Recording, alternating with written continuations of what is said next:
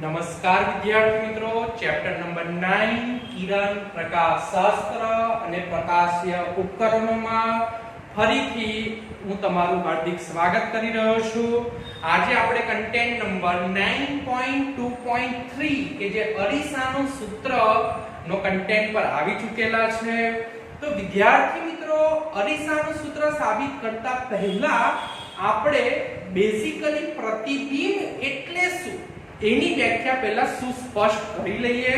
તો પ્રતિબિંબની આપણે જ્યારે વાત કરતા હોઈએ તો આપણે પહેલા તો આપણે સવારે મોર્નિંગમાં ઉઠીને જે બ્રશ કરીએ છીએ તો અરીસાની સામે આપણે જે દેખીએ છીએ આપણું પ્રતિબિંબ છે। પણ શું આવી વસ્તુ લખવાથી શું આપણી વ્યાખ્યા સચોટ થઈ જાય છે? ના, ફિઝિક્સ તો એક વ્યાખ્યાયિત માળખું છે, વ્યાખ્યાનું સ્વરૂપ છે, બરાબર છે। રોજિંદા જીવનમાં બધી થતી ઘટનાઓને જે વૈજ્ઞાનિક ઢબે વ્યાખ્યાયિત સ્વરૂપમાં જે રસ્તું માળખું છે એ તો વિદ્યાર્થી મિત્રો આપણું ફિઝિક્સ છે।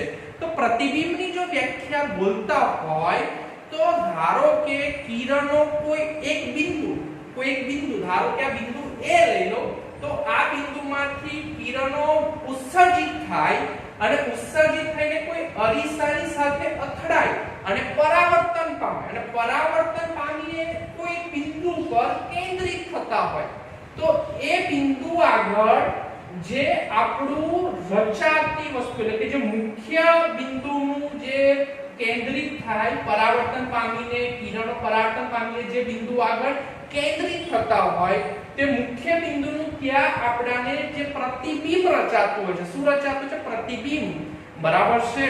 તો જો વિદ્યાર્થી મિત્રો એને આપણે પ્રતિબિંબથી ઓળખી શકીએ છીએ। હવે પ્રતિબિંબની વાત કરીએ તો પ્રતિબિંબના બે પ્રકાર પડે, એક વાસ્તવિક પ્રતિબિંબ અથવા તો બીજી ભાષામાં બોલે સાચું પ્રતિબિંબ અને બીજું હોય છે આભાસી પ્રતિબિંબ।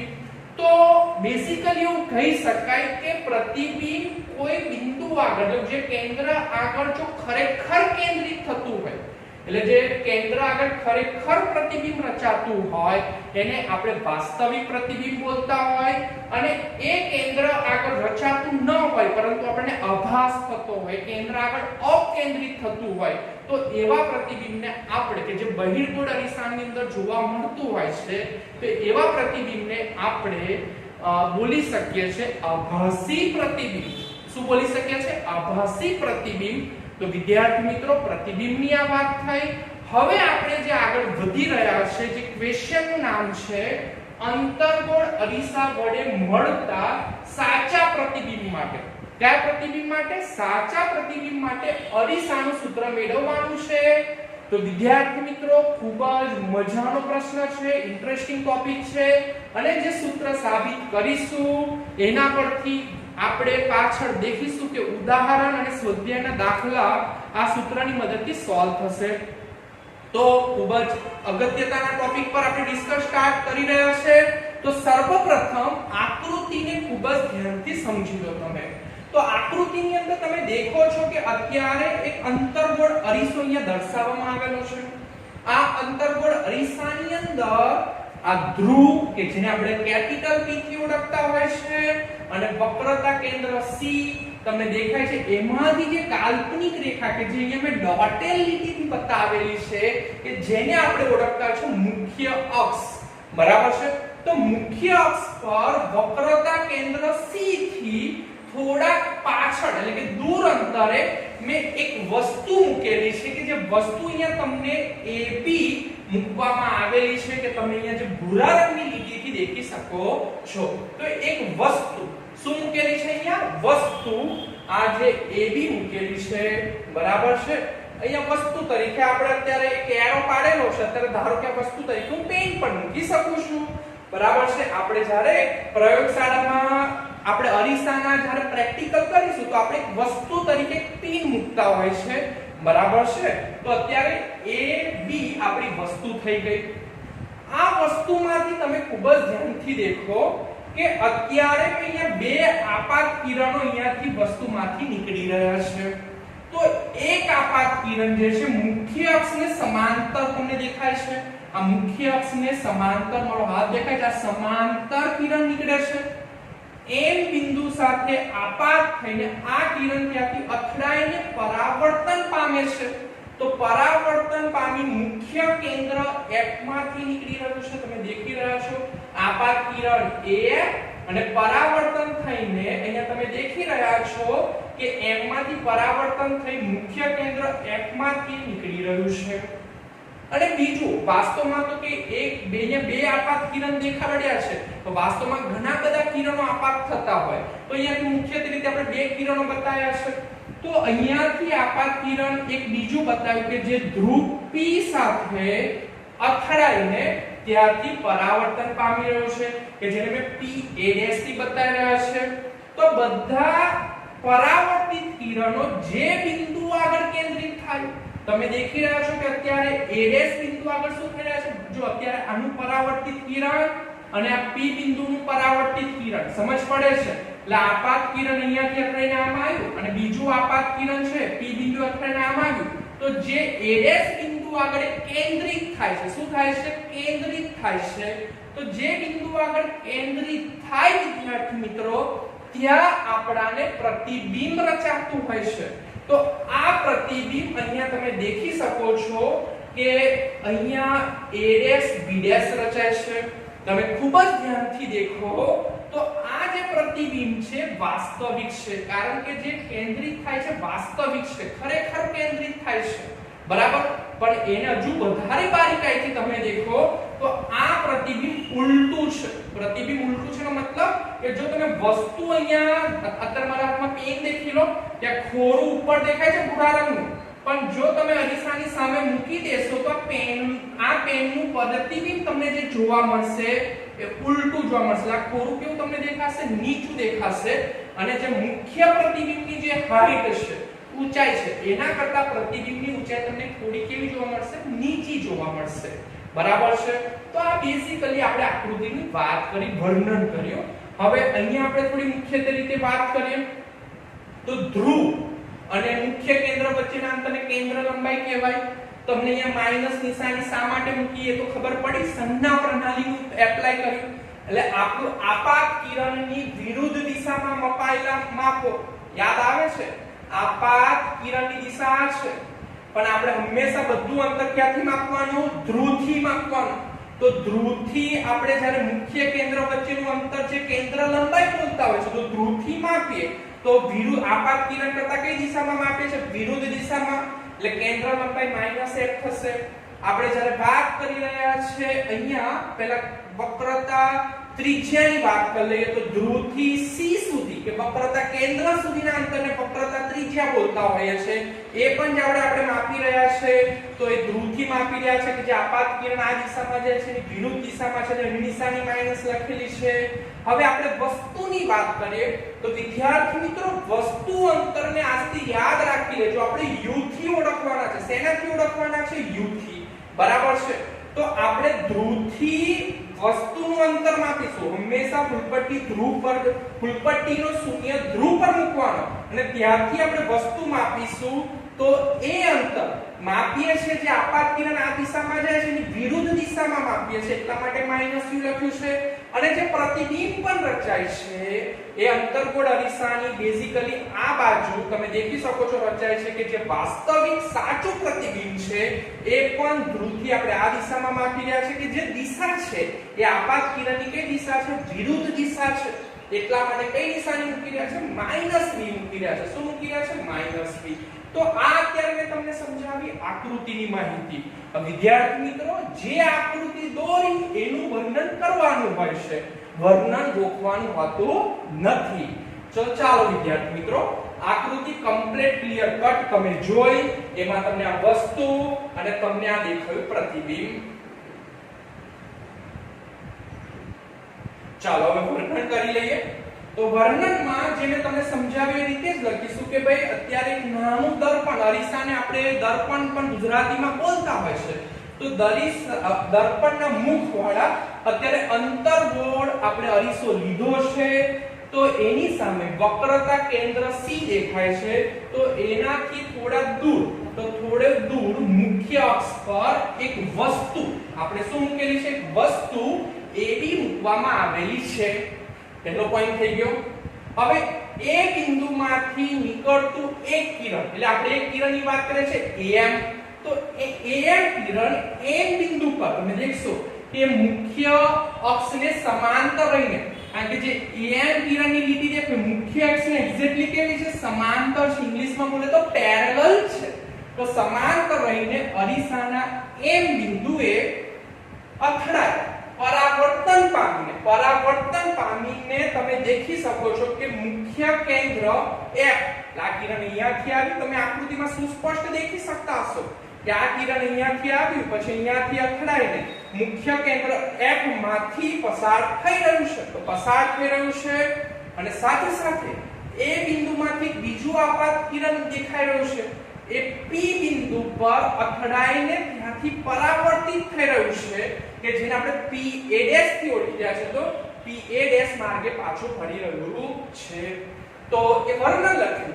હવે આ બંને કિરણો, એટલે તમે આ બંને પરાવર્તિત કિરણો દેખો છો કે A' બિંદુ આગળ શું થાય છે, ભેગા થાય છે અને આ બિંદુ આગળ આપણું સાચું પ્રતિબિંબ, એનો મતલબ કે અહીંયા આપણું જે પ્રતિબિંબ કેન્દ્રિત થાય છે સાચું છે.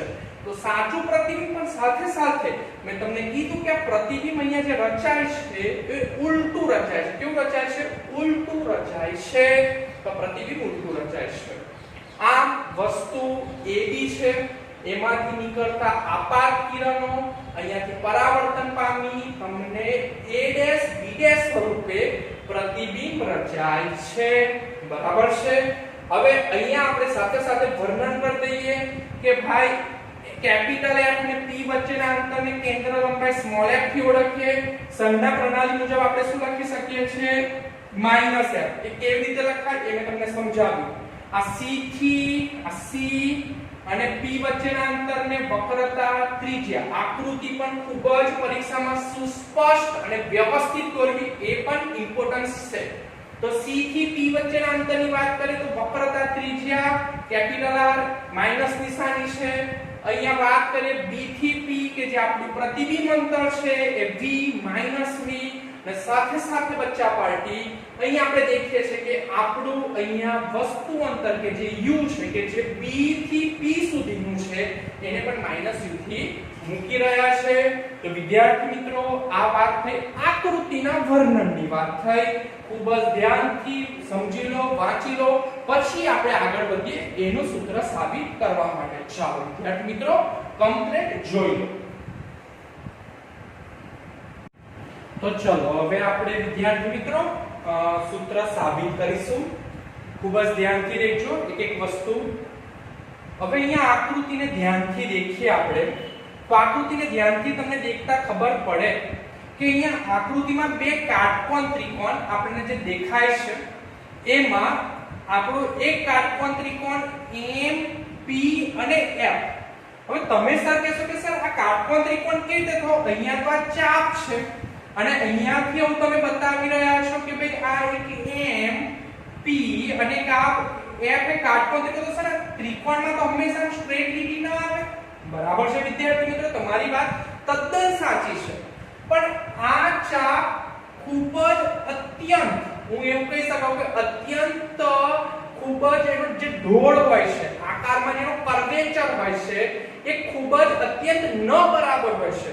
કે સામાન્ય રીતે નરી આંખે તો આ ચાપને આપણને એવું લાગે છે ને, એવું લાગે કે આ જેની સપાટી છે એકદમ ફ્લેટ છે, એકદમ સપાટ છે. બરાબર છે. એટલે અત્યંત ન બરાબર કર્વેચર હોય છે.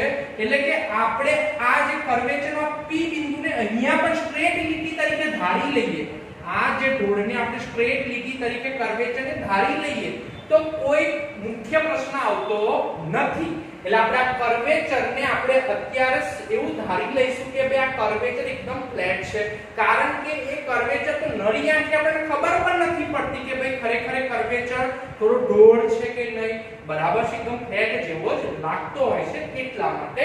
તો અહીંયા કાટકોણ ત્રિકોણ ખૂબ જ ધ્યાનથી દેખશો તમે કે એક કાટકોણ ત્રિકોણ MP તમને દેખાય છે, MP અને F. બરાબર છે.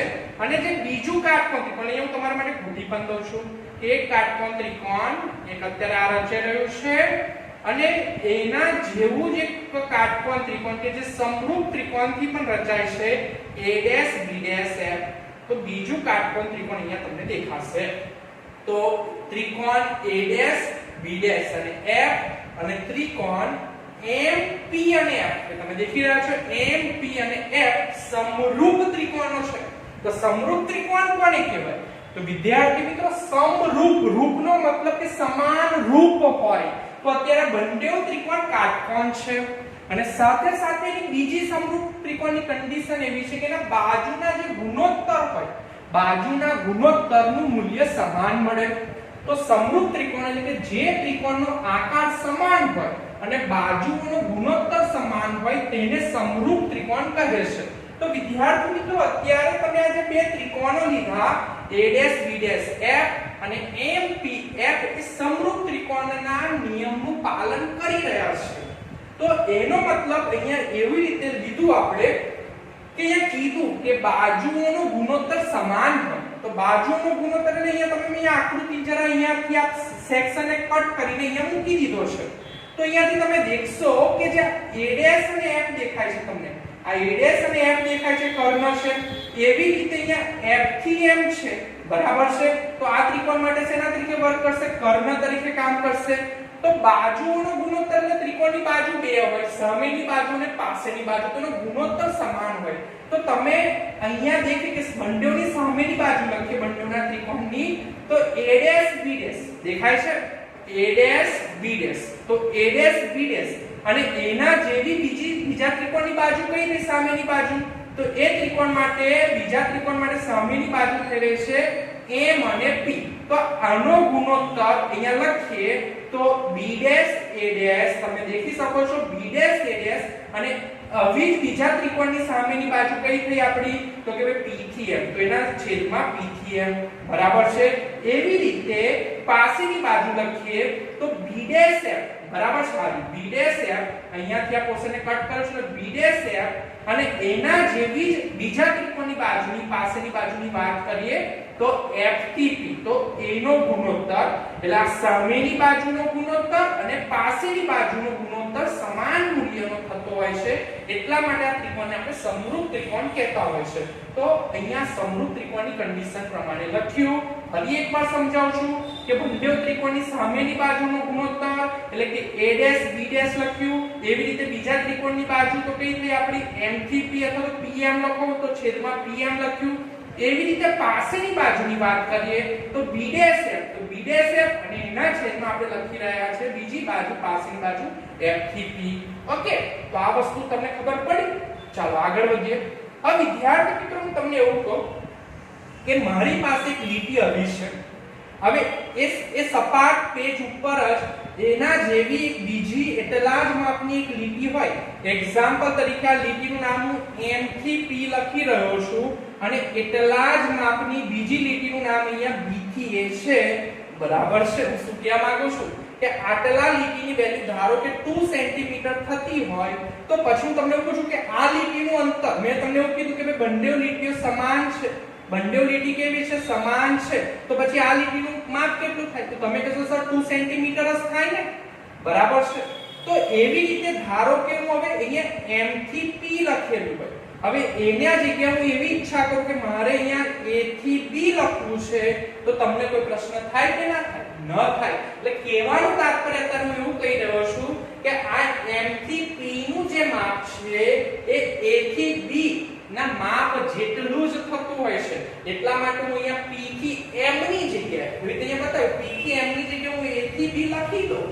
તો આપણને કોઈ પ્રશ્ન થવો જોઈએ નહીં તો pm બરાબર અહીંયા લખાઈ ગયું b થી a લખાઈ ગયું તો હવે એનો મતલબ સર હું કામ કર્યું તો વિદ્યાર્થી મિત્રો મને જે જગ્યાએ pm દેખાશે શું દેખાશે pm ત્યાં હું લખી દઈશ b થી a શું લખી દઈશ b થી a તો અહીંયા હું pm ની જગ્યાએ શું લખવા જઈ રહ્યો છું b થી a લખી રહ્યો છું તો ઉપર લખી રહ્યા છે b' a' અને છેદમાં લખી રહ્યા છે ba બરાબર ઉપર લખીએ b' f અને નીચે તો જે f થી p જે હતું એવું ને એવું તો અને સમીકરણ નંબર આપણે 1 થી રજૂઆત કરી રહ્યા છે હવે ચાલો બીજા ત્રિકોણની વાત કરીએ તો હવે હું થોડી સંજ્ઞા બદલી નાખીશ પણ અહીંયા તમે દેખીશું કે બીજું કાટકોણ ત્રિકોણ અહીંયા આપણો a b અને p દેખાય છે a p b જેને અત્યારે આપણે બીજી પેનથી નોટ ડાઉન કરીએ તો અત્યારે બીજી જે પેન છે લઈ લઈએ તો અત્યારે એના માટે આપણે જે ત્રિકોણની આકૃતિમાં આવી રીતે હું નોટ ડાઉન કરી રહ્યો છું. બ્લેક લીટી દેખાય છે A P અને B બરાબર છે. એવી રીતે આપણું જે બીજું ત્રિકોણની વાત કરીએ A ડેશ B ડેશ અને P, એક બીજું ત્રિકોણ નીચે નાનું દેખાઈ રહ્યું છે A ડેશ B ડેશ અને P. ઓકે, તો અહીંયા ત્રિકોણ ABP અને ત્રિકોણ A ડેશ B ડેશ અને P આ બંને પણ ત્રિકોણો કેવા છે? સમરૂપ ત્રિકોણ છે. તો સમરૂપ ત્રિકોણની વાત મેં કરી કે આકાર સમાન હોય અને બાજુઓનો ગુણોત્તર પણ સમાન થતો હોય, એટલે કે સામેની બાજુનો અને પાસેની બાજુનો ગુણોત્તર ઇક્વલ હોય. તો એવી રીતે લખીએ તો જે અગાઉ રીતે લખ્યું એ રીતે, તો A નો સેક્શન અહીંયા કટ કરીને બતાવેલો છે. તો અત્યારે આપણી સામેની બાજુ અહીંયા તમે દેખી શકો છો કે A ડેશ અને B ડેશ આ સામેની બાજુ છે નીચેના ત્રિકોણની, આ A ડેશ અને B ડેશ સામેની બાજુ, ના જેવી ઉપરના ત્રિકોણની સામેની બાજુ કઈ થાય? A થી B થાય કે ના થાય વિદ્યાર્થી મિત્રો? તો અહીંયા લખી દઈએ B થી A, લખો કે A થી B, તો B થી એટલે કે અહીંયા લખ્યું છે B થી A ડેશ, તો અહીંયા આપણે લખી રહ્યા છે B થી એટલે બે બાજુ કઈ તે સામેની બાજુનો ગુણોત્તર લખાઈ ગયો. એવી રીતે પાસેની બાજુ લખીએ તો પહેલા નીચેના ત્રિકોણની લખીએ, તો નીચેનું ત્રિકોણ આવે છે B ડેશ થી P, તો B ડેશ P દેખાય છે. અને આપણું મોટું ત્રિકોણ કે B થી P, અહીંયા ખૂબ જ ધ્યાનથી જોજો અને સમજજો. તો અહીંયા ટોટલ લખાઈ રહ્યું છે એક પાસેની બાજુ અને બીજી પાસેની બાજુ. તો પહેલા નાના ત્રિકોણની પાસેની બાજુ કઈ થઈ રહી છે? B ડેશ P દેખાય છે B ડેશ P, તો B ડેશ P લખી દીધું. અને બીજા મોટા ત્રિકોણની પાસેની બાજુ તો B થી P, તો B થી P. તો આ સામેની બાજુનો ગુણોત્તર અને આ પાસેની બાજુનો ગુણોત્તર સમાન હોય, આ તો કન્ડિશન છે કાટકોણ ત્રિકોણની. તો આ સમીકરણ નંબર વિદ્યાર્થી મિત્રો થઈ ગયું 2. તો હવે તમે સમીકરણ 1 અને 2 એને ખૂબ જ તમે ધ્યાનથી દેખો વિદ્યાર્થી મિત્રો, તો તમને ખબર પડશે કે B ડેશ A ડેશ ના છેદમાં BA બરાબર B ડેશ F ના છેદમાં F થી P, B dash A dash ના છેદમાં BA B ડેશ P ના છેદમાં B થી P, B dash A dash B dash BA B dash A dash upon BA. આ સમીકરણ 1 અને 2 ને સરખાવશો તો અહીંયા આવી કઈ કન્ડિશન થઈ છે કે A બરાબર P અને અહીંયા A બરાબર C. તો વિદ્યાર્થી મિત્રો તમને એવું ખબર પડે કે ભાઈ હું લખી કે A બરાબર B બરાબર C હોય તો અહીંયા હું લખી શકાય કે ના લખી શકાય કે B બરાબર C? હા કે ના? ખબર તો છે, લખી શકાય સર આવી રીતે. તો તમે કહેશો તો B A બરાબર B અને A બરાબર C, તો આપણે લખી શકીએ છે B બરાબર C. તો B ની વેલ્યુ દેખાય છે તમને કે B ડેશ F ના છેદમાં F થી P, અને તમને દેખાય છે C ની પણ વેલ્યુ. તો C ની વેલ્યુ શું છે? B ડેશ P ના છેદમાં B થી P. હા કે ના વિદ્યાર્થી મિત્રો? તો B ડેશ P ના છેદમાં B થી P લખાઈ ગયું કે ના લખાઈ ગયું? તો આ સરખાવી દીધા. ઓકે, સમજ પડે છે? ખૂબ જ ધ્યાનથી જો ના ખબર પડે તો એકાદ મિનિટ માટે વિડિયો પોઝ કરો અને આકૃતિને બરાબર ધ્યાનથી સમીકરણ 1 અને 2 ને જો. ખબર પડશે તમને A ડેશ બરાબર B, A ડેશ બરાબર C, તો A ડેશ બરાબર B ડેશ પર AB A is equal to B બરાબર C. તો એની જગ્યાએ હું લખી શકાય છે B થી C, એટલે A is equal to B, A is equal to C, તો B is equal to C લખી શકાય છે. ઓકે, તો B ની વેલ્યુ મૂકી દીધી મેં અહીંયા અને C ની વેલ્યુ મૂકી દીધી છે. ઓકે, ચાલો હવે હજુ મજાની વાત બાકી રહી છે. હવે દેખો ધ્યાનથી. હવે મારી પાસે ધારો કે અહીંયા તમને હું પછી આકૃતિમાં બતાવી દઉં, આ B ડેશ બિંદુ છે, આ મારો F બિંદુ છે અને આ મારો બિંદુ છે P. ઓકે, ચાલો તો ટોટલ માપ છે મારું આટલું થયું, તમે આટલું ટોટલ અંતર થયું B ડેશ થી P બરાબર છે, B ડેશ થી P. હવે હું તમને એવું કહું કે મારે અહીંયા B ડેશ F ની જગ્યાએ B ડેશ F નું મૂલ્ય લખવું હોય તો B ડેશ F નું મૂલ્ય લખવું હોય, વચ્ચેનું મૂલ્ય લખવું હોય તો ટોટલ માંથી આટલું કટ કરી દઈએ. ટોટલ માંથી આટલી વેલ્યુ કટ કરી દે તો B ડેશ F ની વેલ્યુ મળે કે ના મળે? શું કહેવા માંગુ સમજ પડે છે? ધારો કે મારી પાસે 10 સેન્ટીમીટર ની લાઈન હોય ટોટલ, એમાંથી એવું કે બે 8 સેન્ટીમીટર ની લાઈન છે, તો આ કેટલા સેન્ટીમીટર ની લાઈન વધી? તો તમે કહેશો 2 સેન્ટીમીટર. તો તમે કેવી રીતે લખો?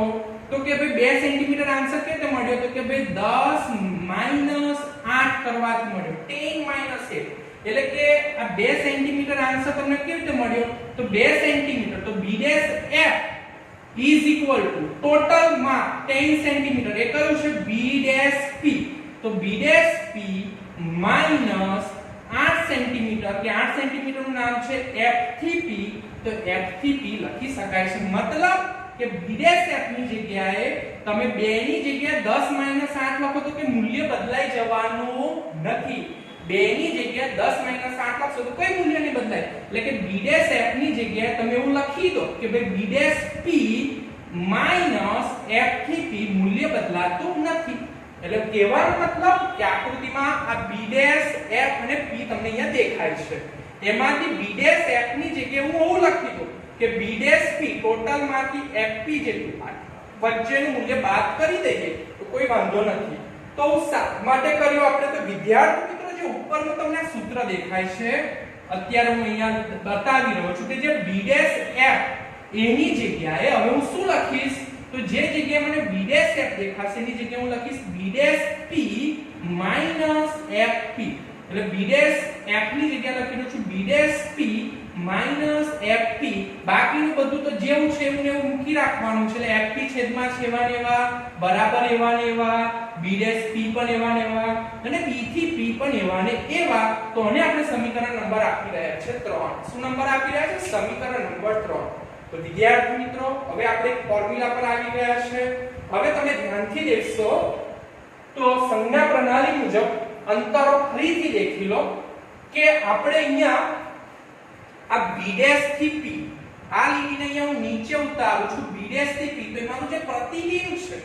તો એની વેલ્યુ -b છે એવી રીતે આ f થી p ની જે લીટી હું નીચે ઉતારી રહ્યો છું f થી p તમે ધ્યાનથી આકૃતિમાં દેખો f મુખ્ય કેન્દ્ર અને ધ્રુવ વચ્ચેના અંતરને -f લખ્યું અને આપણે વાત કરીએ b થી p બરાબર છે આ b થી p કે જે આપણી વસ્તુ છે u બરાબર છે વસ્તુ અંતર u તો એ -u થી હું રિપ્રેઝન્ટ કરી રહ્યો છું તો આ વેલ્યુ તમે આકૃતિમાં દેખ્યું કે આપણા અંતરો જે આપણે લખ્યા છે કે ભાઈ કેન્દ્ર લંબાઈ પ્રતિબિંબ અંતર વસ્તુ અંતર એ વેલ્યુ તમને અંતર ખબર પડે કે f થી p વચ્ચેને કેન્દ્ર લંબાઈ બોલાય b' થી p વચ્ચેના અંતરને પ્રતિબિંબ અંતર બોલાય અને b થી p વચ્ચેના અંતરને વસ્તુ અંતર બોલાય તો એ વેલ્યુ લખી દીધી હવેનો મતલબ શું કે હવે જે જગ્યાએ મને b' દેખાશે તે હું -b લખીશ તો અહીંયા મને b' દેખાય છે આની જગ્યાએ હું શું લખી રહ્યો છું b' ની જગ્યાએ -b લખું છું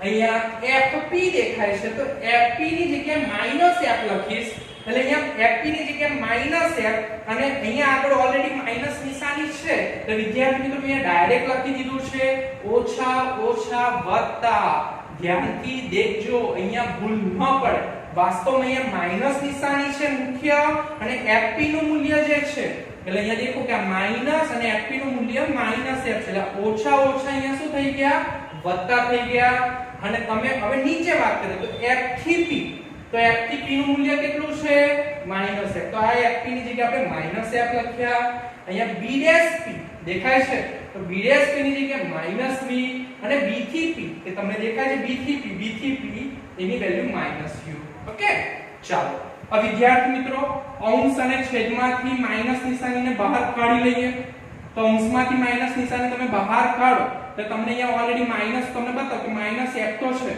અંશમાંથી માઈનસ નિશાની કોમન કાઢો તો આ બ્રેકેટ અંદરની નિશાની શું થઈ જાય બદલાઈ જાય એટલે કે v ની નિશાની માઈનસ હતી તો શું થઈ ગઈ પ્લસ f ની નિશાની જે પ્લસ હતી તો શું થઈ ગઈ વિદ્યાર્થી મિત્રો માઈનસ સાઇન થઈ ગઈ તો અંશ અને છેદમાં માઈનસ માઈનસ કેન્સલ આઉટ થઈ જાય કે ના થઈ જાય તો વધે શું તો વધે આવી રીતે વધે કે v f એના છેદમાં f અને ઉપર અહીંયા બાજુમાં દેખો કે અહીંયા પણ માઈનસ માઈનસ નિશાની કેન્સલ આઉટ થઈ ગઈ તો અહીંયા વધ્યું શું v/u ઓકે ચાલો હવે देखिए આપણે હવે કામ કરીએ કે અહીંયા અંશને અલગ અલગ છેદ આપી દઈએ તો અંશને અલગ અલગ છેદ આપી દે એનો મતલબ શું થશે કે આ જે f છે એ v ને આપી દે એટલે v/f અને આ f ને પણ અલગ છેદ આપી એટલે -f/f = v/u લખાય હવે બંને નિશાની શું થઈ જાય ઉપર નીચે અહીંયા તમે દેખી શકો કે f કેન્સલ આઉટ થઈ રહ્યો છે તો કેન્સલ આઉટ કરી દો તો અહીંયા શું વધ્યું v/f -1 is equal to v/u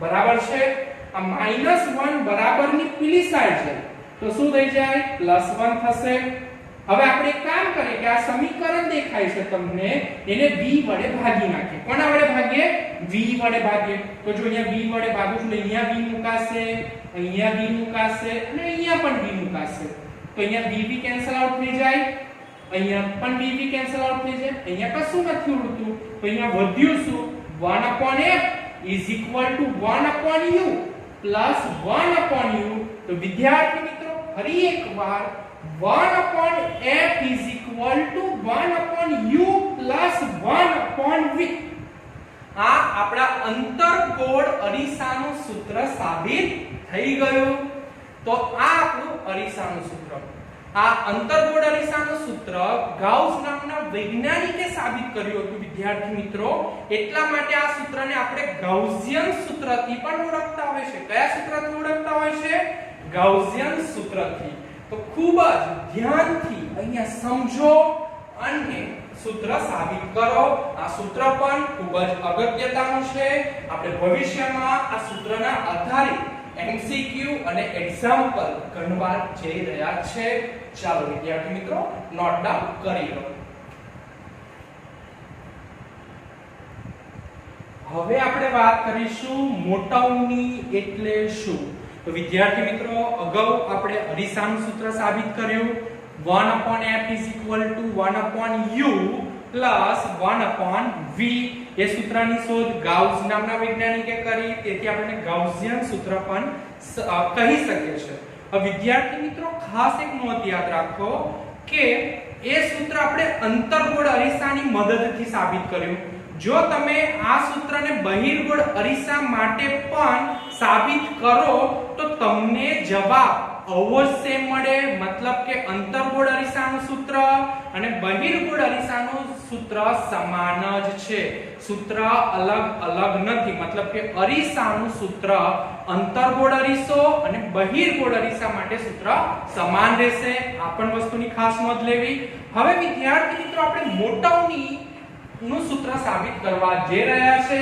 તો પ્રશ્ન અત્યારે મેં એવી રીતે લખ્યો છે કે રેખીય મોટાઉની એટલે શું અને આપણે અંતર્ગોળ અરીસા માટે રેખીય મોટાઉનીનું સૂત્ર મેળવવાનું છે આકૃતિ સેમ અંતર્ગોળ અરીસાનું જે સૂત્ર આગળ સાબિત કર્યું એના જેવું જ છે ખાલી આ આકૃતિની અંદર મેં જે ફેરફાર થોડોક કર્યો છે એમાં ખાલી નામ સૂચક છે કે જે આપણી વસ્તુ a થી b છે એ વસ્તુની જે ઊંચાઈને મેં કેપિટલ S થી ઓળખી લીધી શેનાથી ઓળખી લીધી સ્મોલ s થી ઓળખી લીધી કે શેનાથી ઓળખી લીધી સ્મોલ s થી ઓળખી લીધી અને જે અંતર્ગોળ અરીસામાં અત્યારે પ્રતિબિંબ ઉલટું મળે છે તમે દેખી શકો છો એટલે કે અહીંયા b' a' એટલે b થી a હોય પેન આવી હોય તો અહીંયા પ્રતિબિંબ ઉલટું મળે છે નામ લખવામાં પણ ધ્યાન રાખવાનું એટલે ઉપર જ b' લખાય અને a' નીચે લખાય કારણ કે આ p ને અહીંયા કેવી થઈ જાય છે ઉલટી થઈ જાય છે એટલે a ઉલટો થઈ જાય એટલે a' નીચે લખાય અને b' ઉપર લખાય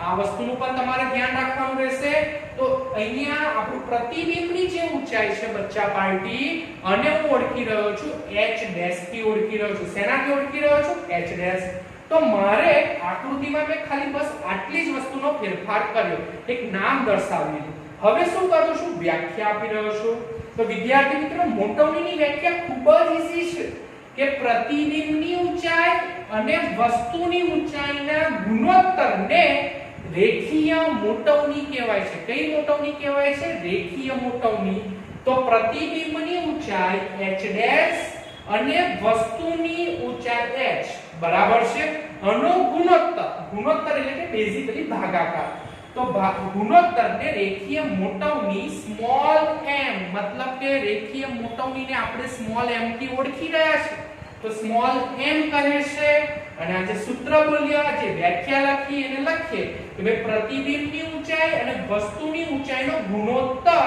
એને મોટાઉની m કહેવાય તો આ ગુણોત્તર કે પ્રતિબિંબની ઊંચાઈ અને વસ્તુની ઊંચાઈ કે જે h' કે જે પ્રતિબિંબની ઊંચાઈને આપણે s' થી ઓળખ્યા અને વસ્તુની ઊંચાઈ કે જેને આપણે s થી ઓળખ્યાના ગુણોત્તરને આપણે શું કહીએ છીએ મોટાઉનીથી ઓળખતા હોઈએ છીએ. રેખીય મોટવણીની બેઝિક વ્યાખ્યા થઈ ફર્સ્ટ નંબરનું ફોર્મ્યુલા.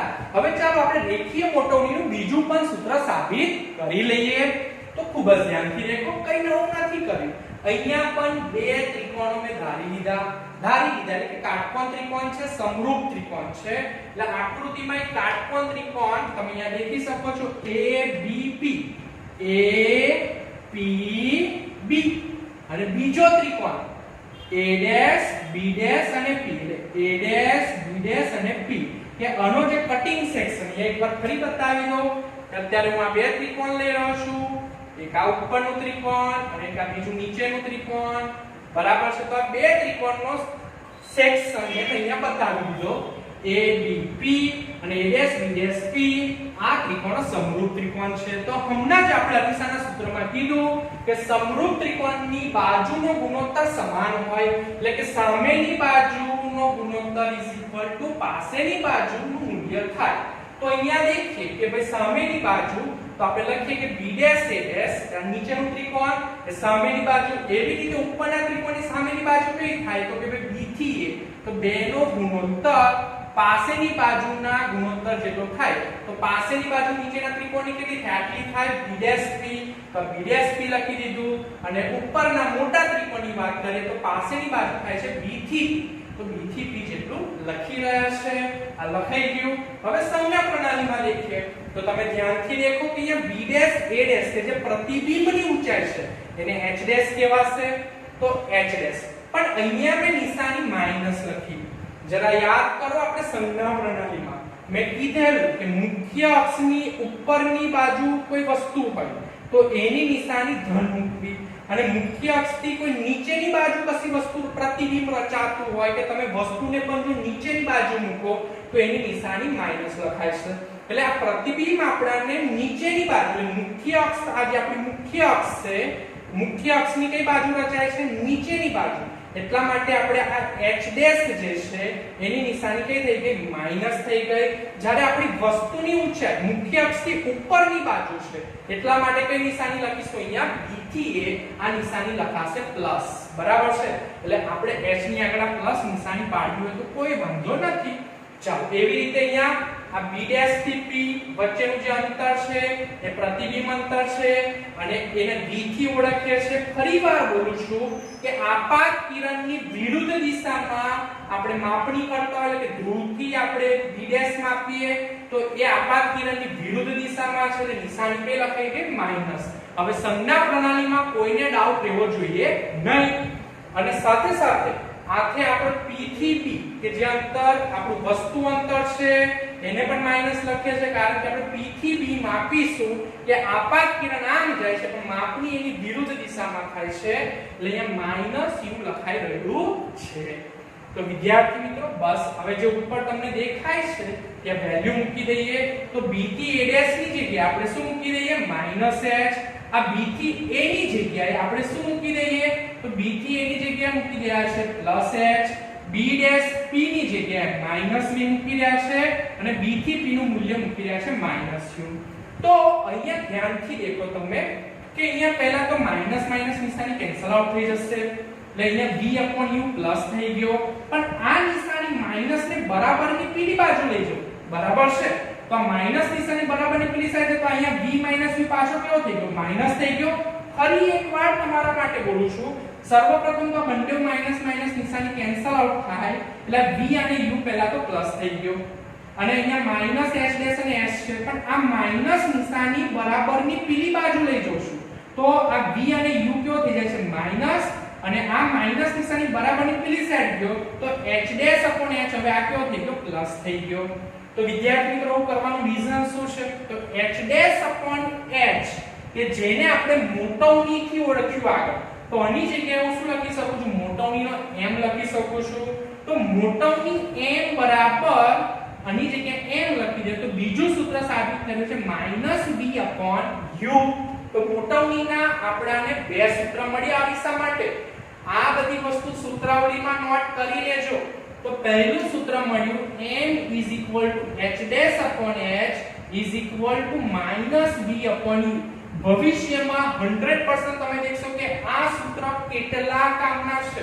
આ ફોર્મ્યુલા જે પ્રૂવ કરીએ છે એ ગુજકેટ નીટ જેડબલ બધી એક્ઝામ નું બેઝિક ફાઉન્ડેશન છે તો આ ફોર્મ્યુલાઓ તમારે સૂત્રાવલીમાં નોટ કરવાની છે તો આ રેખીય મોટોની ફોર્મ્યુલા દેખી વિદ્યાર્થી મિત્રો હવે લાસ્ટ તમને એક ખૂબ જ અગત્યતાની નોંધ કરી રહ્યો છું ખૂબ જ ધ્યાનથી સમજો કે જો અત્યારે અંતર્ગોળ અરીસામાં આપણને પ્રતિબિંબ ઉલટું મળ્યું પણ સાચું મળ્યું તો સાચા પ્રતિબિંબમાં